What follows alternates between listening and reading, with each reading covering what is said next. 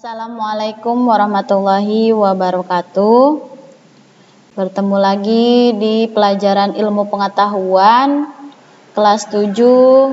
Sekarang kita masuk bab 3 tentang klasifikasi materi dan perubahannya. Alhamdulillah sudah pertemuan ke-6. Mudah-mudahan kita dalam keadaan sehat walafiat dan tetap semangat dalam belajar di rumah. Buka LKS-nya halaman 36 bab 3. Lihat dulu LKS-nya halaman 36. Pernahkah kamu mengamati perkaratan pada suatu besi? Mengapa besi tersebut dapat berkarat? Pernahkah pula kamu merasakan jeruk yang asam atau merasakan cairan sabun yang licin? Hal tersebut berhubungan dengan sifat materi zat yang ditentukan oleh partikel materi. Setiap benda yang ada di muka bumi tersusun atas materi.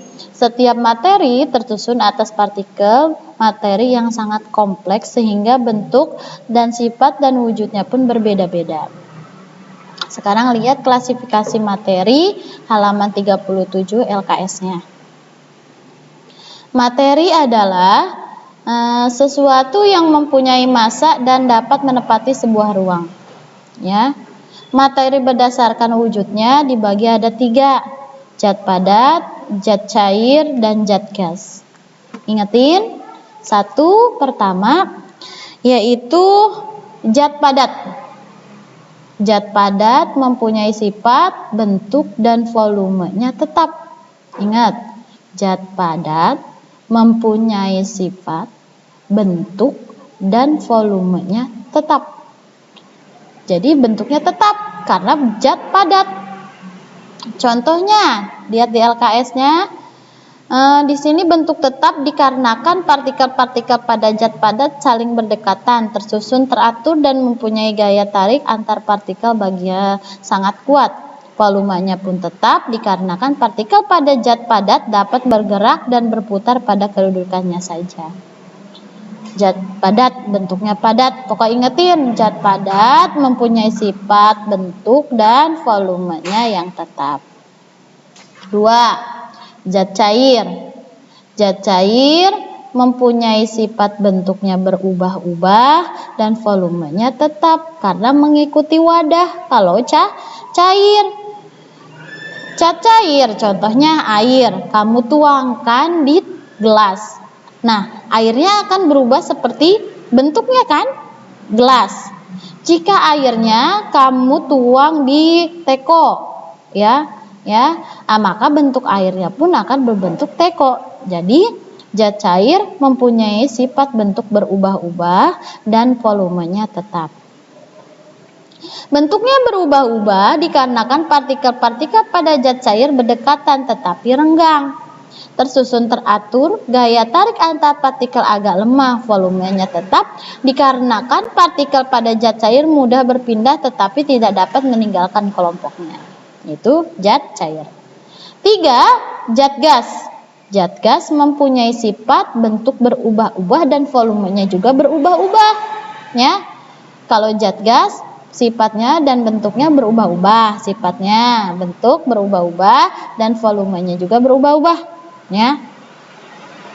Bentuknya berubah-ubah dikarenakan partikel-partikel pada zat gas berjauhan, tersusun tidak teratur, dan gaya tarik antar partikel sangat lemah. Volumenya berubah-ubah dikarenakan partikel pada zat gas dapat bergerak bebas meninggalkan kelompoknya. Lihat, ada gambarnya di LKS halaman 37.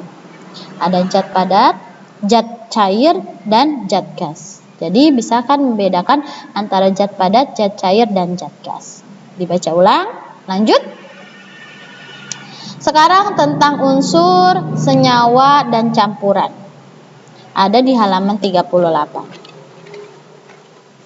Sekarang unsur. Unsur adalah zat tunggal yang tidak dapat diuraikan lagi menjadi zat lain dengan reaksi kimia biasa. Ya. Nah, dari sini unsur yang biasa dikenal ada 144 unsur, terdiri atas 92 unsur alam dan 22 unsur buatan. Nah, unsur dibagi ada penggolongan unsur. Unsur dari penggolongan ini dibagi ada 3. Unsur logam, unsur non-logam, unsur non-semilogam. Pertama, unsur logam. Lihat LKS halaman 38. Unsur logam bersifat mempunyai titik lebur rendah, dapat ditempa sebagai konduktor listrik dan panasnya yang baik serta berwarna putih mengkilap. Pada umumnya logam berupa zat padat, namun terdapat satu unsur logam yang wujudnya yaitu air rasa. Lihat, unsur logam aluminium ditulisnya Al, A-nya besar, L-nya kecil, ya. Bentuk fisiknya padat, putih, keperakaan. Berium atau Ba. Unsur logam besi Fe, emas, nama unsurnya Au, kalium K, kalsium Ca, kromium Cr, magnesium Mg, magan Mn, natrium Na, nikel Ni. Itu unsur logam. 2. Unsur non-logam. Unsur non-logam bersifat tidak mengkilap, penghantar karena alusisinya buruk, dan tidak dapat ditempa. Itu unsur non-logam.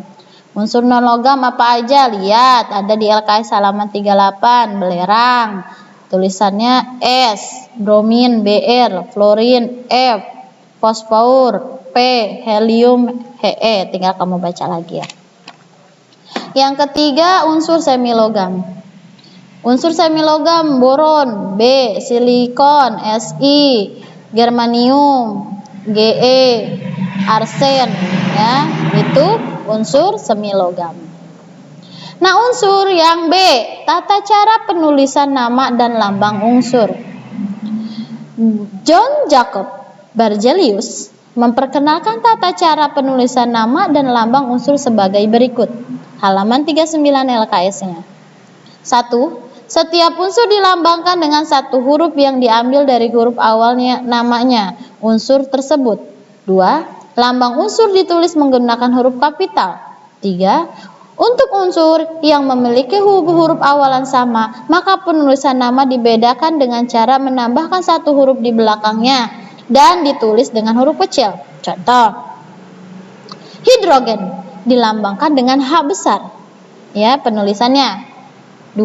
Helium, karena H besarnya sudah ada di hidrogen, maka ditambahkan dengan huruf yang keduanya, jadi He.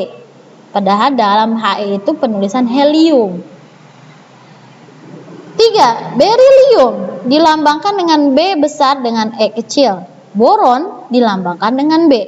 Magnesium dilambangkan dengan Mg. Itu penulisan nama dan lambang unsur.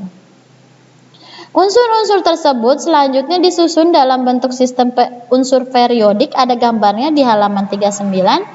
Unsur-unsur yang memiliki sifat yang hampir sama diletakkan dalam satu kolom. Unsur-unsur logam terletak di bagian kiri bawah, diberi simbol warna biru biasanya. Unsur-unsur non-logam terletak di bagian kanan atas, biasanya diberi warna kuning. Sedangkan unsur semilogam diberi warna coklat, diantaranya warna biru dan warna kuning. Nah, tinggal lihat, itu contoh dari tabel periodik unsur atau unsur periodik. Ada semua gambarnya, boleh cari di internet ya. C. Halaman 40, rumus suatu unsur. Dalam rumus kimia, suatu unsur tercantum lambang atom unsur itu diikuti satu angka. Lambang unsur menyatakan nama atom unsurnya dan angka yang ditulis agar ke bawah menyatakan jumlah atom dan terdapat dalam satu molekul unsur tersebut. Contoh nih, yang satu O2 berarti satu molekul gas oksigen. Dalam satu molekul gas oksigen terdapat 2 atom oksigen. Jadi O-nya itu oksigen, 2-nya itu 2 atom. Kan O2. O-nya itu oksigen, 2-nya atom. Jadi atomnya ada 2 oksigen. Ya. Contoh lagi nomor 2. P4 berarti satu molekul tuh P-nya fosfor. Ya. Dalam satu molekul fosfor terdapat 4 atom karena P4.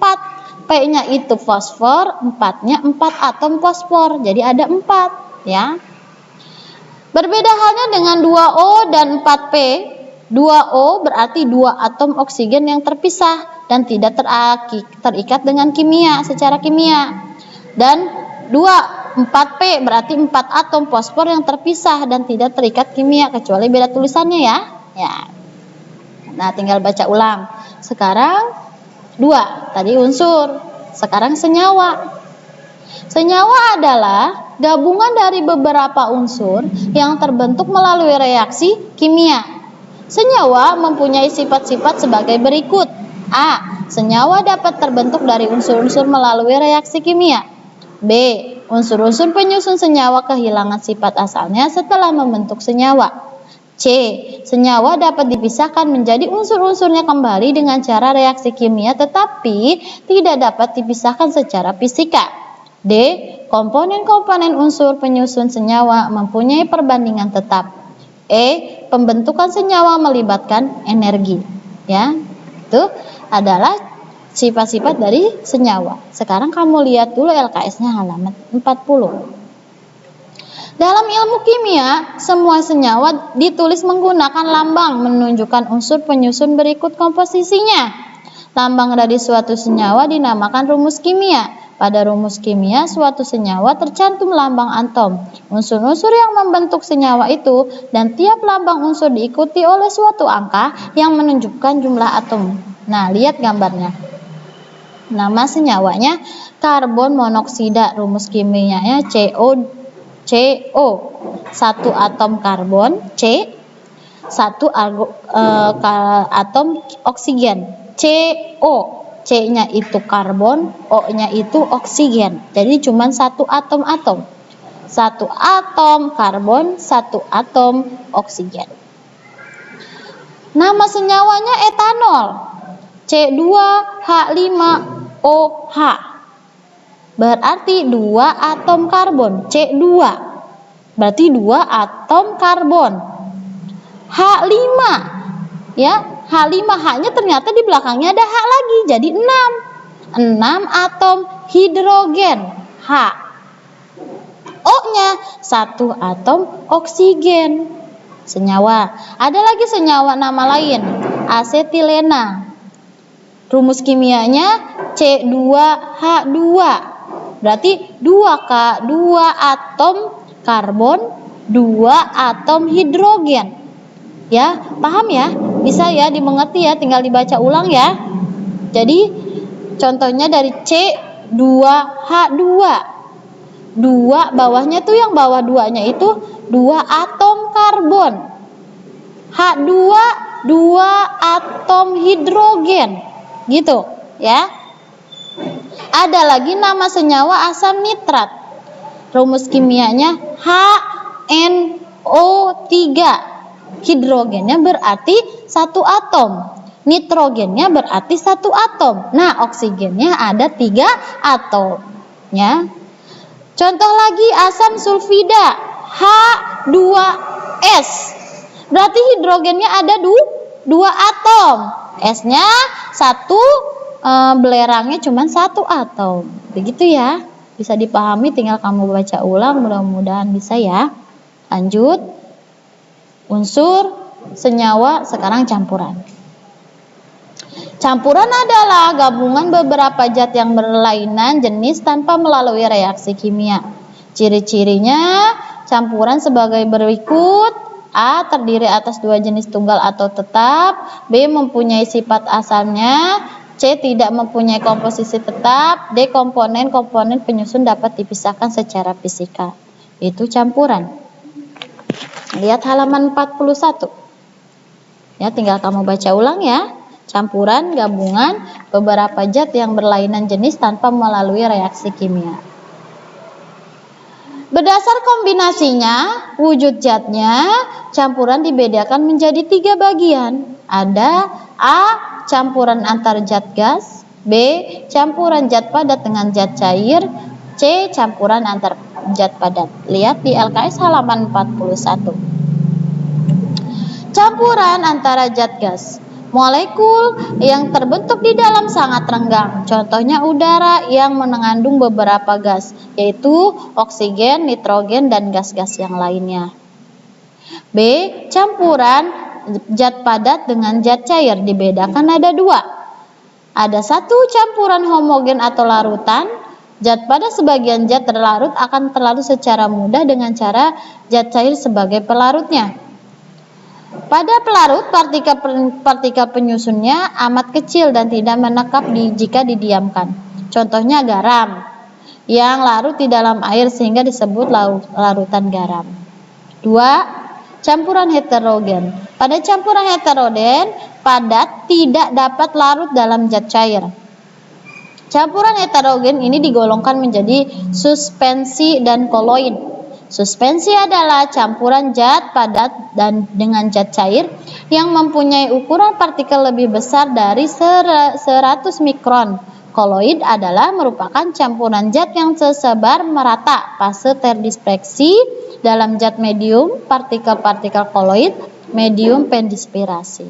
Ya, tinggal kamu baca lagi. Pada di sini pasir dalam air merupakan contoh suspensi, sementara itu darah, susu, dan asap dikategorikan sebagai contoh koloid. C. Campuran antara zat padat. Molekul yang terbentuk sangat rapat. Alloy merupakan gabungan antara dua atau lebih zat logam dengan logam lain. Nah, di sini contohnya paku payung yang terbuat dari kekuningan. Perunggu merupakan campuran dari tembaga dan timah. Baja merupakan hasil penggabungan antara besi dan karbon. Nanti tinggal kamu cari lagi medianya, kamu baca lagi LKS-nya. Mudah-mudahan tetap semangat belajar di rumah. Baca terus baca. Kamu belajar bisa bukan dari tulisan saja, banyak media, manfaatkan media yang ada. Ya, lanjut. Kerjakan penilaian harian di halaman 42 ada. Nah, kamu isi LKS-nya, kemudian kamu salin atau kamu pindahkan ke lembar jawaban online. Nah, nanti kan ada linknya, tinggal kamu taruh di situ ya. Cukup sekian dari Ibu. Wabillahi taufik wal hidayah. Wassalamualaikum warahmatullahi wabarakatuh. Tetap semangat. Semoga kita selalu dilindungi oleh Allah Subhanahu wa Ta'ala.